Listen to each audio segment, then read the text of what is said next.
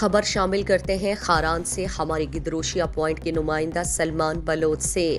Deputy commissioner Kharan Munir Ahmad موسیانی صاحب کی ہدایات پر اسسٹنٹ کمشنر خاران امتیاز محفوظ بلوچ نے خاران بازار کا دورہ کیا۔ اس موقع پر چیف آفیسر میونسپل کمیٹی سید انور شاہ بھی ان کے ہمراہ تھے۔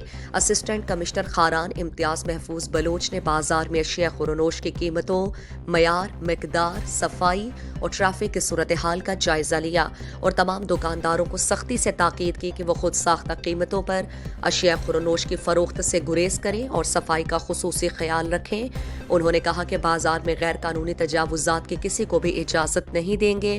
اگر کوئی بھی دکاندار خلاف ورزی کرتے ہوئے پایا گیا تو اس کے خلاف جو ہے وہ کارروائی عمل میں لائی جائے گی۔ اور اسسٹنٹ کمشنر خاران امتیاز محفوظ بلوچ نے کہا کہ خاران کی عوام کو ریلیف پہنچانے کے لیے بازار کا مسلسل وزٹ کر کے اشیاء خورنوش کی قیمتوں کا چیک اینڈ بیلنس رکھیں گے اور بازار میں اشیاء خورنوش کی قیمتوں سے متعلق خفیہ طور پر بھی معلومات لیں گے۔ مزید دلچسپ معلومات اور خبروں سے آگاہ ہونے کے لیے Gedrosia point Facebook page, Instagram, Twitter کو فالو اور یوٹیوب چینل کو سبسکرائب کریں۔ بیل آئیکن بٹن دبانا نہ بھولیں تاکہ مکران سمیت بلوچستان کی خبروں سے جڑے رہیں۔